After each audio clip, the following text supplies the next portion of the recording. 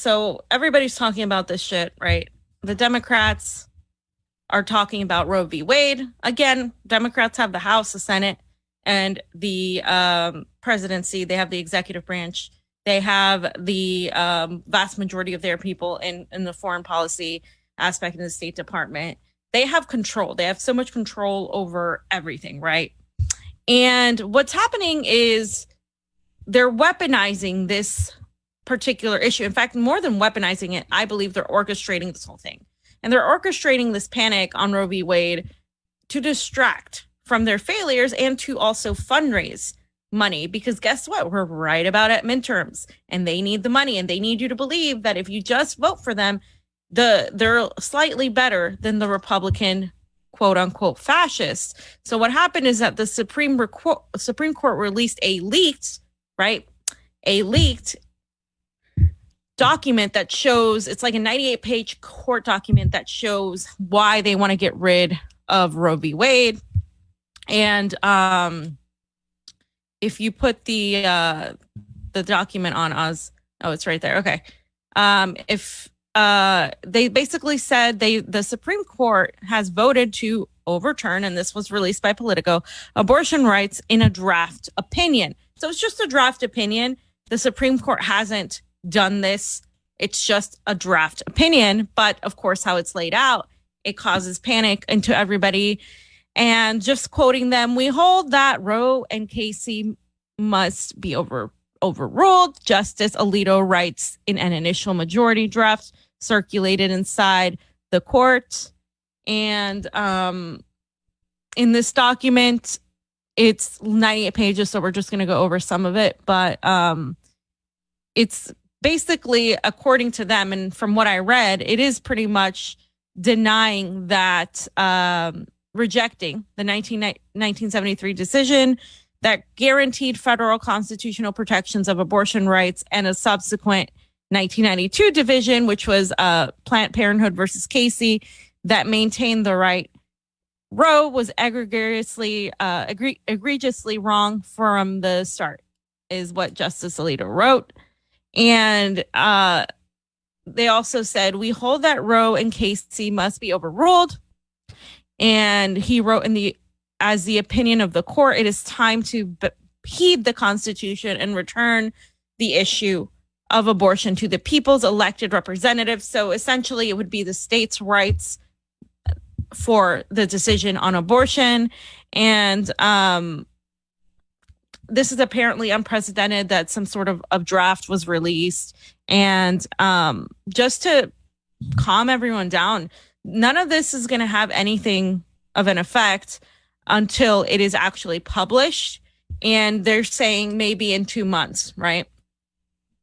You have to really take the midterm elections into account for this. So according to the text, the immediate impact of the ruling would be to end the guarantee of federal constitutional protection of abortion rights and allow each state to decide, like I said, whether or not to restrict a ban on abortion. It's unclear how many changes have been made, and this has never been displayed publicly. So let me put it this way. Drafts of the court happen all the time, but they've never been displayed publicly. So the fact that this was leaked signals to me that this was entirely orchestrated and planned, because why would something be leaked like that unless you could manipulate it to fundraise or use something up about it, right? This is an extremely controversial and divisive issue. So Joe Biden also released his statement here on slide 24. And he said, we do not know whether this draft is genuine or whether it reflects the final decision of the court. With that critical caveat, I want to be clear on 3 points. First, my administration argued strongly before the court to the defense of Roe v. Wade. We said that Roe is based on long-term precedent recognizing the 14th Amendment's concept of personal liberty against government interference with intensely personal decisions. No. I believe that a woman's right to choose is fundamental. No. And Roe has been the law of the land for almost 50 years, and basic fairness and the stability of our law demand that it it not be overruled. Second, shortly after the enactment of the Texas law SB 8 and other laws restricting women's reproductive rights, I directed my Gender Policy Council and White House counsel's office to prepare options for an administration's response to the continued attack on abortion and reproductive rights under a variety of possible outcomes in the cases pending before the Supreme Court. We will be ready when any ruling is issued. So he's saying they're going to push back. And third, if the court does overturn Roe, it will fall on our nation's elected officials at all levels of government to protect a woman's right to choose. Blah, blah, blah. Vote Democrat. Vote Democrat. So, right. So that's why you have to vote Democrat in all states, because you don't want all the states to go red for Republicans. So now the contradiction, as why Pasta was laughing, is bodily autonomy and women's right to choose, recognizing the 14th my body, Amendment, my choice, personal liberty, personal liberty, all of that went the hell out the window with the vaccine mandates, and continue with the forcing of children to get vaccinated, forcing of parents essentially. Oh, if your kid isn't vaccinated, they can't attend the school. If your kid isn't vaccinated, well, here are the consequences. It's essentially forcing people's hands to vaccinate their children with their propaganda and all of that. So all of this that's happening with My Body, My Choice and all these activists that are fighting out there were extremely silent when a lot of people were losing their licenses, their careers, their jobs, their everything, when simply they were saying no to mandates. When the Canadian truckers went out there and protested against the mandates and the, of course, Orwellian policies by Trudeau's government, they were silent when the banks confiscated their money and their assets and then punished anybody that donated to them. They were silent when working class people were having rallies and were protesting against the forcing of vaccinations, when teachers, public school teachers, lost their jobs, when nurses were put out of a job by New York's crazy governor and replaced by non-vaccinated National Guards members. Like, they were all entirely silent. These socialist groups or socialist groups, these advocacy groups, these women's rights groups, they didn't care. Did you freeze? I think she froze. In some cases they weren't even silent. In some cases they cheered it on, by the way. Kind of crazy stuff. Let's see if she comes back. I think we lost her.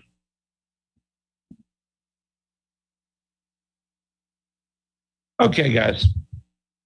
She's going to probably come back in. But yeah, she's right. The only thing I'd like to add to that, in some cases, they weren't even silent. In some cases, they were cheering this stuff on. The My Body, My Choice people were for mandates, for this vaccine, for a corporate vaccine. Yesterday, I misspoke.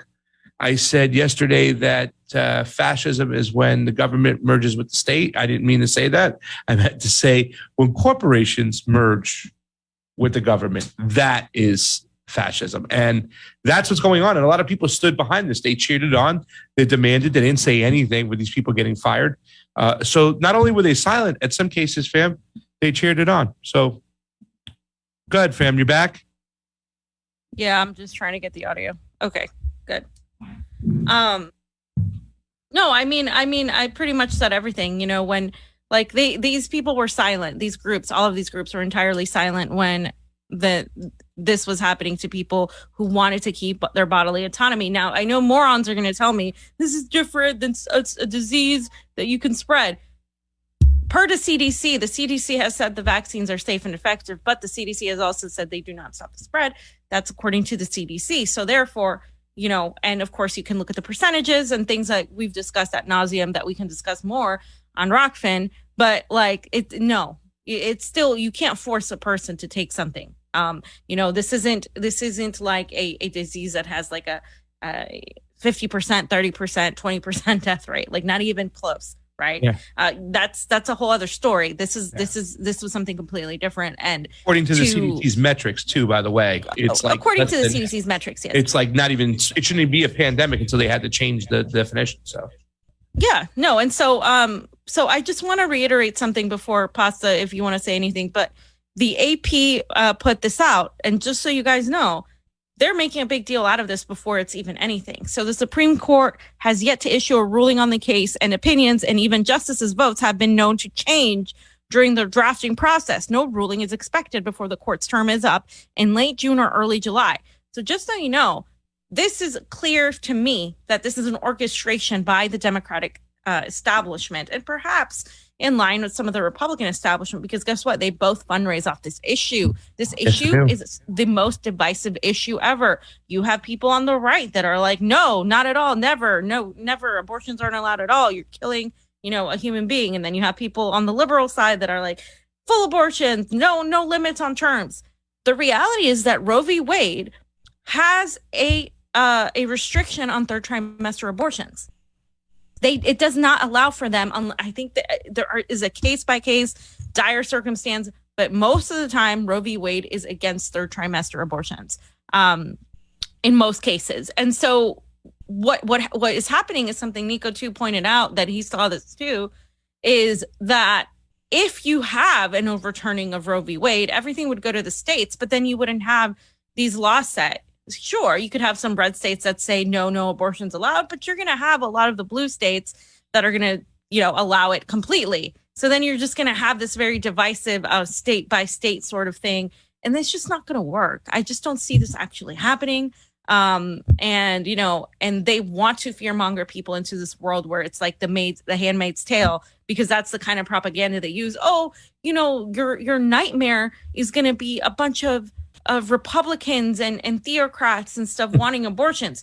Let me remind everybody that Nicaragua, one of the most socialist and leftist countries in the global South, does not allow abortions. And the vast majority of these leaders are anti-abortion because it's a religious thing for them. So to all the people and some of these anti-imperialists who say that, it's only right-wingers and theocrats who are anti-abortion, they need to go to the global South. And a lot of these countries in South America, Central America, that have more left-leaning governments, they're still not there on abortion. And guess what? We're not calling them right-wing fascist theocrats. This is just another issue that is entirely divisive, and it's often weaponized for funding. Fam, newspaper guy, real quick, just so you know, because it's kind of interesting that you pointed out that each state is going to have their own specific laws. High Court draft Roe to fall. Leaked opinion hints at overturning abortion ruling. This is from Washington. A draft opinion suggests the U.S. Supreme Court could be poised to overturn the landmark 1973 Roe versus Wade case that legalized abortion nationwide, according to Politico report released this Monday night. A decision to overrule Roe would lead to the abortion bans in roughly half the states and could have huge ramifications on this year's elections, like you pointed out, fam. But Nevada would likely not be affected. Nevadans in 1990 approved Question 7, which codified a statute allowing abortions within the first 24 weeks of pregnancy, fam. That's your newspaper guy giving your newspaper report here in Nevada. Fam. And by the way, like 24 weeks is 6 months. So once you enter, that's pretty hefty. That's a lot. Like that's 6 months. That's a significant amount, and then you have people arguing where does life begin? Where does it end? This is just the most divisive issue ever. And you're never going to get people to agree on it. And so I put up a tweet and I said, Dems are orchestrating this entire thing to fundraise against Republicans because they're failing and are really unpopular and need to get people to vote blue and ignore that the party against white supremacy are turning fascist, supporting censorship and funding Nazis. Because while you're worried about this, let us remind you that the Democrats, if they really cared about women's rights, could have codified abortion a long time ago and made it into this law. In fact, now they're all in power. People are asking, why aren't the Democrats doing anything? Oh my God. And they're still going to vote for them because the Democrats don't need to do anything because you're going to vote for them anyway.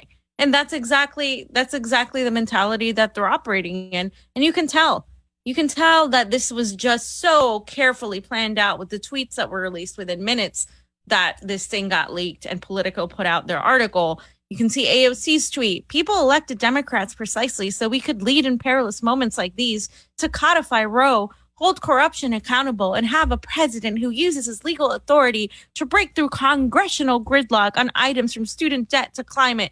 It's high time we do it. Sure, she'll tweet about it all day, but they're not going to do anything about it because she tweets about it. She knows she's working for the party. She's got to frame it from, oh, it's the right wingers, it's the Republicans doing it.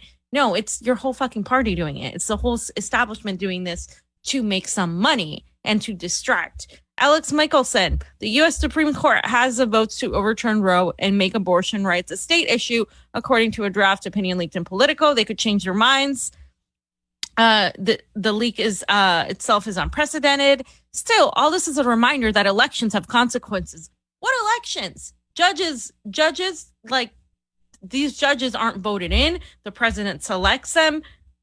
Joe Biden became president. You have this antiquated system that allows the judicial, the judges to serve lifetime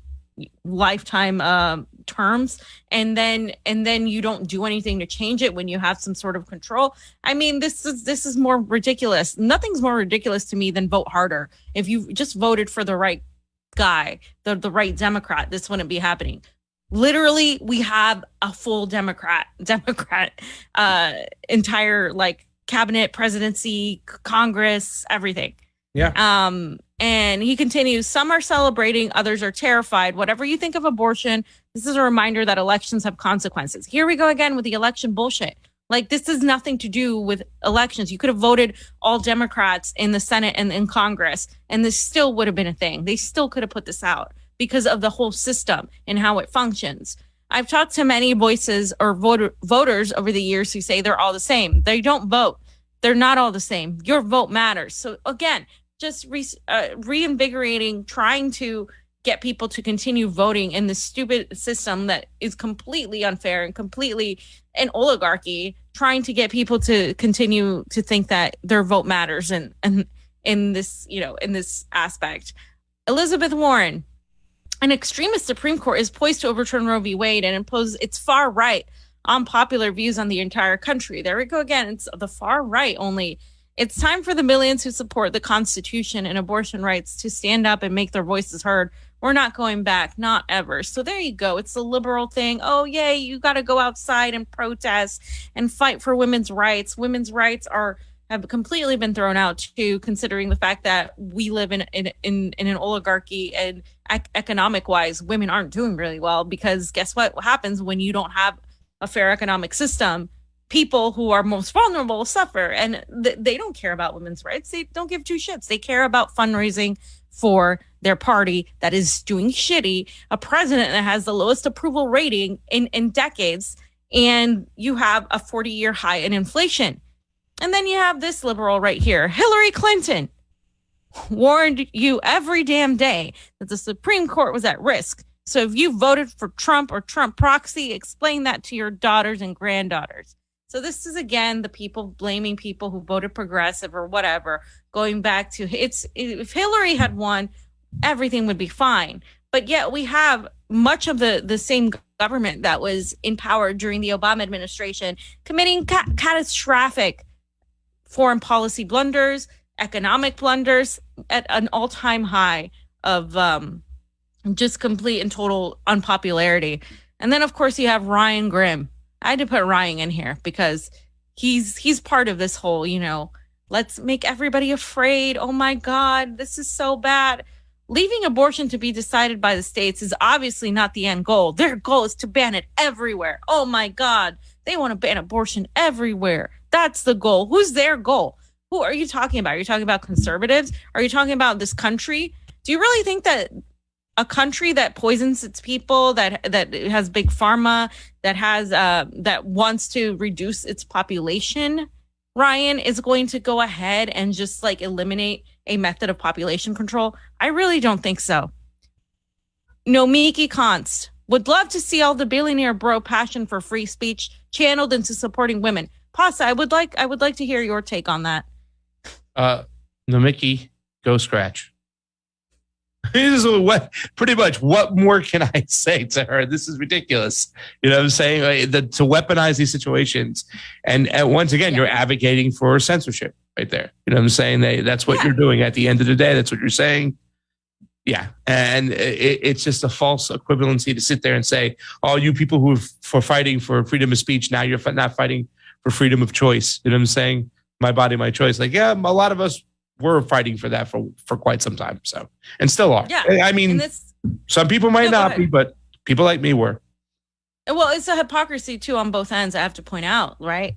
Like when there was a bunch of Republicans, my body, my choice, I'm like, okay, well then you can't say no when it comes to abortion, right? Like you can't have it both ways on either end of the spectrum. You really can't, because while they can argue that spreading a disease is a different thing, and you can argue that, you know, abortion is murder, you can't, then it's not your body, your choice. And you do want some sort of constraints. So you have to be consistent. And there's a lack of consistency here when it comes to this, both on the liberal and the Republican end. And people like Nomiki, by the way, are fundraising off of this issue for her NGO or whatever it is. They're fundraising to say, oh, support women's rights, support women. And they're using this as an awesome wedge issue to get people on their side because they're desperate, because they suck, and nobody's buying their bullshit anymore. That's the only reason why this is even a thing. But it's just too coincidental for this to come out the way it did in a leak out of the blue. It's just like, oh, come on, guys. Like really, a leak to Politico. Yeah, from Politico. And then all the Congress people and the senators all just put their tweets out, and all the media figures, and then everybody was like, oh my God. And they all quickly organized and assembled to throw this out there. Like, come on, dude. Come on. How stupid. I mean, I know they think you're stupid. Like, we're all stupid, but like, really? Come on. And Nancy's signing that check for $33 billion. They got to distract it somewhere. Not too many people can get in the room and start talking about that.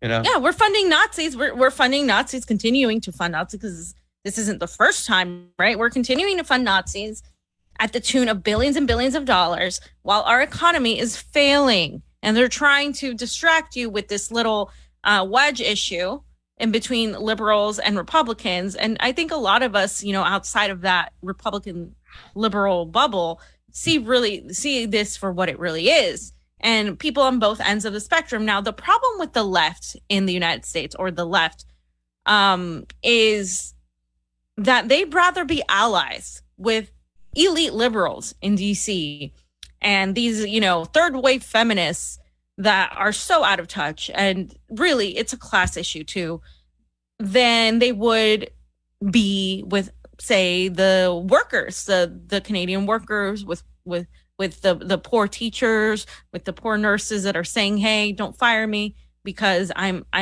don't want to take this jab.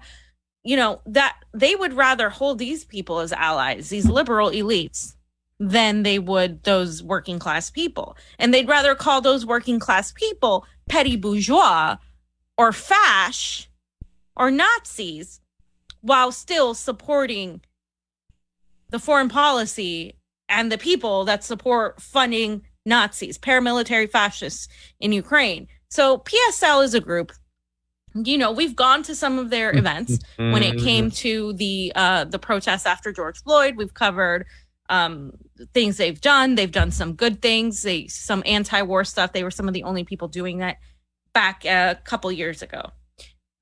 Fast forward to the pandemic, they were absolutely terrible on it. Just like the vast majority of the quote unquote socialists in this country, they are not about movement building. They're about trends, as Caleb put it.